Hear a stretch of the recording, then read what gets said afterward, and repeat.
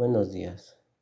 Continuando con el curso de física básica, ya hemos visto temas relevantes del electromagnetismo. Ahora nos toca ver algunas leyes de campo eléctrico. El campo eléctrico, como ya lo vimos, puede representarse dibujando líneas de campo que indiquen cómo van direccionadas. En cualquier punto del vector del campo eléctrico, este va a ser tangente a las líneas del campo que vayan de salida. Como por ejemplo tenemos unas cargas testigo, cuando son cargas positivas, todas las líneas van a salir desde la superficie hacia cualquier dirección en el espacio, ¿sale? Y cuando las cargas sean negativas, estas van a entrar. Ahora bien, aquí hay dos cargas positivas, estas van a sufrir un proceso de repulsión. Mientras que cuando tenemos cargas del contrario, de diferente signo, estas se van a unir la una con la otra, ¿vale? Y dependiendo del número de cargas de líneas de campo que tenga esta carga, va a ser proporcional al número de cargas que tenga esta línea y donde se van a estar conectando. Ahora bien, el campo eléctrico se puede calcular mediante la ley de Coulomb, ¿vale? Ya lo vimos. Y esto puede ser utilizando esta ecuación, campo eléctrico. Vamos a tomar un diferencial de campo eléctrico igual a la constante por la de carga entre la distancia al cuadrado por el vector unitario.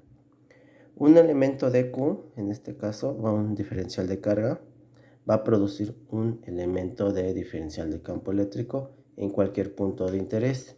El campo eléctrico total en el punto se obtiene integrando dicha expresión para toda la distribución de carga de E, ¿sale? Que va a estar denominado por esto. R va a ser el vector unitario, DE en DR va a ser la componente en la dirección del vector unitario R y viene dado por la siguiente expresión. Si integramos esa expresión, tenemos lo siguiente: el campo eléctrico debido a una distancia de una carga continua, ¿sale? Esto va a ser con la ley de Coulomb. Ahora bien, para la ley de Gauss tenemos que la ley de Gauss es una de las ecuaciones de Maxwell y las ecuaciones son fundamentales en el electromagnetismo, donde la ley de Gauss nos dice que el número neto de líneas que sale por cualquier superficie que encierra las cargas es proporcional a la carga encerrada dentro de dicha superficie.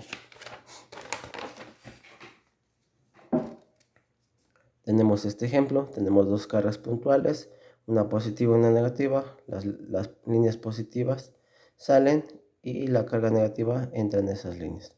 Ahora todo esto es una superficie gaussiana donde están encerradas dichas cargas, ¿vale?